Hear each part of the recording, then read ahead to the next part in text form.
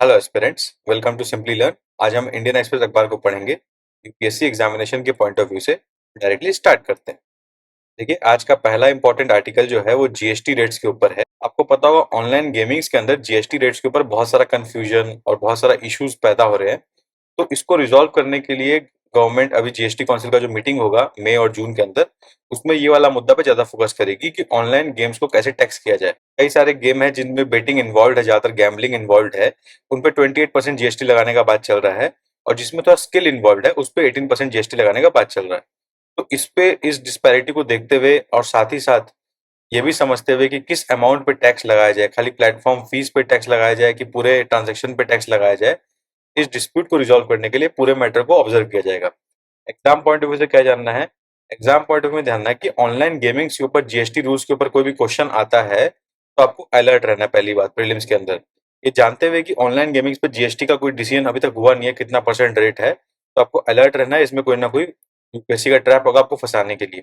और second, mains के point of view से ये आर्टिकल इतना रिलेवेंट है नहीं, जो पूछ सकता है ऐसा प्रीलिम्स में भी पूछ सकता है। अब इकोनॉमी पे जो दूसरा आर्टिकल देख लेते हैं। दूसरा आर्टिकल ये है कि जो नॉन फाइनेंशियल एसेट्स है, जैसे कुछ तो हो गए फाइनेंशियल एसेट्स, अब कुछ नॉन फाइनेंशियल एसेट्स जो होते हैं जैसे कि रियल एस्टेट प्रॉपर्टीज जो है, तो टैक्स ट्रांसपेरेंसी के मुद्दे को ध्यान में रखते हुए ताकि टैक्स इवेजन ना हो, इंडिया ऐसा प्रमोट कर रहा है कि कॉमन रिपोर्टिंग स्टैंडर्ड के फॉर्मेट में अंदर हम लोग नॉन फाइनेंशियल एसेट्स को भी इंक्लूड करें, एक्सचेंज ऑफ इन्फॉर्मेशन करें अमॉन्ग ओईसीडी कंट्रीज। तो इससे ऑब्वियसली इंडिया का बेनिफिट है। इंडिया मेनली इसका कोर ऑब्जेक्टिव ये है कि टैक्स ट्रांसपेरेंसी बढ़े और टैक्स इवेजन ना हो। तो ये ध्यान रखना आपको। अब इसमें प्रीलिम्स के एग्जाम पॉइंट ऑफ व्यू से आपसे पूछ सकता है ओएसीडी क्या है, ये आपको जानना चाहिए। इसका हेडक्वार्टर क्या है, इसका फंक्शन क्या है, साथ साथ में इसके जुड़े हुए ऑर्गेनाइजेशन क्या है। जैसे ओएसी हेडक्वार्टर में कई सारे अदर संस्थाएं भी बैठती है, तो इनके बारे में आपको अवेयरनेस होना चाहिए। ओएसीडी कौन फाउंड किया था, इसके फाउंडिंग मेंबर्स कौन थे, जी7 था, जी20 था, क्या है, वो आपको अवेयरनेस होना चाहिए, क्योंकि इस पे प्रीलिम्स में कंफ्यूज कर देता है बच्चा लोग को। अब एक डेटा है कि स्मार्टफोन का जो शिपमेंट है इंडिया में वो 19% घटा है, 31 मिलियन यूनिट्स पे आ गया जनवरी मार्च क्वार्टर में। 91% फॉल जो है ये हाईएस्ट फॉल है इन quarter one decline. sluggish demand होने के कारण ये दिक्कतें आ रही है। इन्वेंट्री काफी बिल्टअप हो गया, पर कंज्यूमर प्रेफर कर रहे हैं रिफर्बिश्ड फोन। प्रीमियमाइजेशन का भी ट्रेंड देखा जा रहा है, इसको एज अ पॉइंट आप यूज कर सकते हो। प्रीमियमाइजेशन का ट्रेंड देखा जा रहा है, जिसका मतलब ये है कि कंज्यूमर जो है अपग्रेड करना चाह रहे हैं। कंज्यूमर आज इस टाइप का फोन ले ले तो इसे बेटर फोन ही फ्यूचर में लेना चाह रहे हैं। इसकी वजह से कॉस्टलियर फोन का डिमांड में इंप्रूवमेंट हुआ है। तो ये बात आपको ध्यान रखना एग्जाम के पॉइंट ऑफ व्यू से। मेंस के लिए ये डेटा रिलेवेंट है। ऐसे इस पे डायरेक्टली क्वेश्चन कभी बनेगा नहीं, पर आपके पास यूजेज ऑफ स्मार्टफोन या फिर स्मार्टफोन इंडस्ट्री या इंडिया चाइना ट्रेड का पूछ रहा है, जहां से हम लोग मैक्सिमम अपना स्मार्टफोन इंपोर्ट करते हैं, तो उस कंटेक्स्ट में डेटा आप कोट कर सकते हो। अब यहाँ पे एक आर्टिकल में यूएई इंडिया के बीच में जो कॉम्प्रिहेंसिव इकोनॉमिक पार्टनरशिप एग्रीमेंट है उसके बारे में चर्चा किया गया है, और बताया कि मोस्ट फेवर्ड नेशन के प्रिंसिपल के आधार पे 1% ड्यूटी कंसेशन मिलता है अगर इंडिया यूएई से गोल्ड इंपोर्ट करता है। तो उसमें क्वांटिटी लिमिट भी है 140 मेट्रिक टन। ये आपको बेसिक जानकारी होना चाहिए इंडिया यूएई ट्रेड के बारे में, और उसमें कॉम्प्रिहेंसिव इकोनॉमिक पार्टनरशिप एग्रीमेंट के बारे में।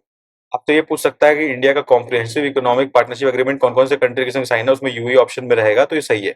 सेकंड, आपसे गोल्ड इंपोर्ट के बारे में भी एक स्टेटमेंट आधा ही आ सकता है। प्रीलिम्स में आजकल क्या है ना कि आईआर का सवाल भी स्टाइल से पूछने लगा है। 4-5 स्टेटमेंट दे देगा, आपको बोलेगा कि इसमें से कौन सा सही है, तो वो आईआर के फैक्ट्स होंगे। इसके तरह इस कंटेक्स्ट में आपको थोड़ा ये अवेयरनेस रहे तो अच्छा है। अब थोड़ा सा छोटा मोटा अपडेट ये है कि अगर कोई मैरिज ब्रोकन है, काफी टाइम से कपल साथ में नहीं रह रहे, तो वो लोग दूसरे को बुरी तरह से ट्रीट करेंगे, क्रुएल्टी से ट्रीट करेंगे। तो ऐसा सिचुएशन अगर बन जाता है तो वो ग्राउंड सफिशिएंट है डिवोर्स के लिए, ऐसा सुप्रीम कोर्ट ने बोला। तो ये बात आप ध्यान रख सकते हो। ये आर्टिकल में जो बताया गया है section 1 of the act 13(1) of the act के अंदर, वो शादी को ब्रेक किया जा सकता है, डिवोर्स किया जा सकता है अंडर हिंदू मैरिज एक्ट 1955। ये आपको अवेयरनेस होना चाहिए। जस्ट छोटी सी बात है, सिंस मैरिज मैरिज के मुद्दे पे बहुत सारा चर्चा चल रहा है, तो ये एक तरह का जजमेंट है। कोई भी मैरिज का क्वेश्चन आता है तो उसमें हो सकता है आपको यूजफुल रहे, इसलिए आपको हल्का अवेयरनेस होना चाहिए। आज वर्ल्ड पेज में कोई रेलिवेंट आर्टिकल नहीं है एग्जाम पॉइंट ऑफ व्यू से, एडिटोरियल पेज में कोई रेलिवेंट आर्टिकल नहीं है एग्जाम पॉइंट ऑफ व्यू से। अब सीधा आता है एक्सप्लेन पेज पे। ये एक्सप्लेन पेज में 2-3 आर्टिकल है। दोनों तीनों आर्टिकल समझना तो इंपॉर्टेंट है ही, पर इनमें से एग्जाम में भी कुछ क्वेश्चन का आंसर आप कर पाओगे अगर जानते हो तो। पहला ये छोटा सा आर्टिकल देख लेते हैं रैपिड सपोर्ट फोर्स के बारे में। तो रैपिड सपोर्ट फोर्स जो है ये सूडान का पैरामिलिट्री है, तो ये पहले आपको पता होना चाहिए। अब इसका गठन कैसे हुआ, ये संस्था कैसे काम करती है, इसका एक्टिविटीज क्या है, ये पावरफुल कैसे बनी, ये बेसिक अवेयरनेस दिया है जो मैंने हाईलाइट कर दिया, आप रीड कर सकते हैं। ये आज भी मैं एक्सप्लेन पेज जो है टेलीग्राम ग्रुप में शेयर कर दूंगा, जिसका लिंक डिस्क्रिप्शन बॉक्स में गिवन है। अब वहां जाके ज्वाइन कर सकते हो टेलीग्राम ग्रुप, और ये आर्टिकल को रीड कर सकते हो। फिर अगला इंपॉर्टेंट आर्टिकल ये है कि सेम सेक्स मैरिज पे सेंट्रल गवर्नमेंट क्या बोल रहा है, स्टेट जो है यानी कि गवर्नमेंट जो है वो क्या पॉइंट्स रेज कर रहा है, उनके 6 के आर्गुमेंट्स है, 6 की पॉइंट्स। तो ये 6 की पॉइंट्स इसमें एक्सप्लेन किया गया है। तो ये आपको डेफिनेटली रीड करना चाहिए, इससे कुछ नहीं तो आपका पॉलिटी का अवेयरनेस बहुत इंक्रीज होगा।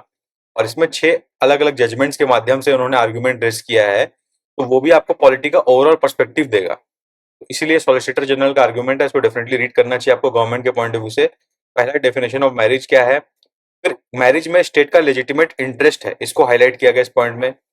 फिर इन्होंने बताया कि राइट टू प्राइवेसी जो है, अगर कपल्स बोलते हैं कि मैरिज प्राइवेट इशू है, तो मैरिज से they are expecting a social acceptance of their marriage.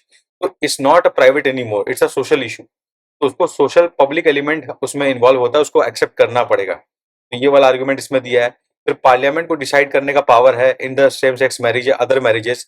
अगर पार्लियामेंट डिसाइड नहीं करता है तो कल के दिन में लोग बिस्चैलिटी और इंसेस्ट को लेके भी कोर्ट में आ जाएंगे और बोलेंगे ये भी हमारा पर्सनल रिलेशनशिप है, इसको आप अलाउ कीजिए इसी आर्गुमेंट पे। तो इसीलिए आपको ये जानना जरूरी है कि पार्लियामेंट का डिसीजन पावर है इसके अंदर। फिर अगला आर्गुमेंट ये है कि लॉ का इंटरप्रिटेशन जो है, अब लॉ इंटरप्रिटेशन जो है अगर कोर्ट करने लगेगा मैरिज का तो वो गलत हो जाएगा, क्योंकि कई सारे लॉ में ऐसे ऐसे बातें हैं जो जेंडर स्पेसिफिक है। जैसे वाइफ के लिए जो प्रोविजंस दिया है, तो उनमें सेम सेक्स मैरिज में वाइफ कौन है हस्बैंड कौन है ये डिसीजन डिफिकल्ट हो जाता है।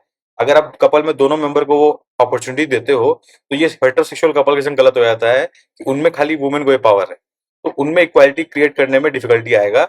ये आर्गुमेंट इसमें रेस किया गया है। फिर पर्सनल लॉ पे उसका क्या इफेक्ट है, वो वाला आर्गुमेंट इसमें रेस किया है कि जो स्पेशल मैरिज एक्ट है वो भी पर्सनल लॉ का ओरिजिन है।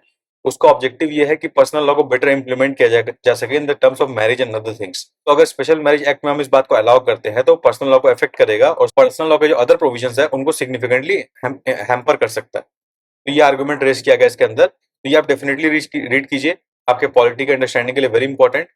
इसमें क्या प्रीलिम्स में भी आपको अलग अलग स्टेटमेंट दे सकता है, तो आपको उसको आंसर करने में इजी होगा, बिकॉज ये अंडरस्टैंडिंग आपका ऐसे डेवलप हो जाएगा। फिर रेस्लर्स लोग जो प्रोटेस्ट कर रहे हैं उसमें एफआईआर जो करने का बात चल रहा है कि FIR on sexual harassment cases जो होता है उसका क्या प्रोविजन है, वो कैसे होता है, उसका क्या लीगैलिटी है, उसको तो एक्सप्लेन किया गया लॉ का आर्टिकल के अंदर, एक्सप्लेन पेज के अंदर कि एफआईआर का लॉ कैसा है सेक्सुअल हैरेसमेंट के प्रति। अगर एफआईआर रजिस्टर नहीं होता है ऑफेंस के अंदर तो उसके क्या प्रोविजंस है, पनिशमेंट किसको मिलता है। फिर अभी जो रिसेंटली बात चल रहा है रेसलिंग फेडरेशन ऑफ इंडिया के चीफ के ऊपर, उसमें यह है कि उसमें पॉक्सो एक्ट भी इन्वॉल्व है, क्योंकि माइनर के संग सेक्सुअल हस्बैंड का केस चला है। तो पॉक्सो एक्ट के अंदर ये कैसे लिंक्ड होता है, फिर पुलिस अगर रिफ्यूज करता है तो उस पर क्या प्रोविजन है, प्रिलिमिनरी इंक्वायरी करने के लिए क्या एफआईआर रजिस्टर करना जरूरी है। ये सारे पे सुप्रीम कोर्ट का जजमेंट्स भी है और कुछ कुछ लॉ लीगल बातें भी है। ये आप पढ़ लोगे तो ऑब्वियसली आपका पॉलिटी में डेफिनेटली हेल्प होगा।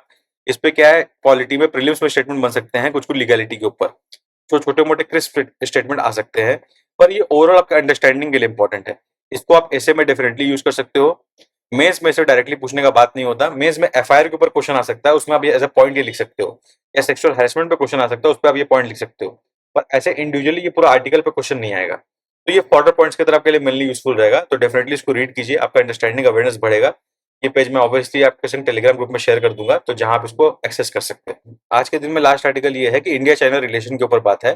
तो इंडिया के डिफेंस मिनिस्टर राजनाथ सिंह और बीजिंग के जो डिफेंस मिनिस्टर ऑफ डिफेंस है उनमें इंटरेक्शन हुआ, उनमें उनमें बातचीत हुआ। तो काफी स्ट्रांगली वर्डेड पब्लिक आर्टिकुलेशन किया गया गवर्नमेंट द्वारा इन द बायलैटरल ट्राइज, जिसमें इंडिया ने क्लियरली बोला कि चाइना ने जो वायलेशन किया एग्जिस्टिंग एग्रीमेंट्स का, वो पूरे entire basis of bilateral relation को इरोड कर देता है। तो काफी स्ट्रॉन्ग आर्गुमेंट है, ये दर्शाता है कि इंडिया भी अभी थोड़ा सा ऑफेंसिव स्टांस ले रहा है, माने थोड़ा सा स्ट्रॉन्ग स्टांस ले रहा है अगेंस्ट द चाइनाज बिहेवियर। इसमें पास्ट में भी एक मीटिंग हुआ था जिसमें इंडिया ने क्या स्टांस लिया था वो हाईलाइट किया गया, दोनों लगभग सिमिलर लाइंस पे है, पर ये वाला थोड़ा सा ज्यादा स्ट्रॉन्ग है। तो ये आप जान सकते हो इंडिया चाइना रिलेशन के टर्म्स में अपडेट की तरह। इससे आपको कुछ एग्जाम में ज्यादा बेनिफिट होगा नहीं, पर आपको पता चलेगा कि इंडिया थोड़ा सा स्ट्रॉन्ग स्टैंड ले रहा है। तो आप आंसर लिखते हो तो ये स्मॉल सा अंडरस्टैंडिंग आपको हेल्प करता है वर्ड्स और पॉइंट्स फ्रेम करने में। तो बस यही था आज के अखबार में। आई होप आपको इनिशिएटिव अच्छा लगा हो। If you like the initiative तो चैनल को लाइक करें, सब्सक्राइब करें। तब तक के लिए best wishes for the examination.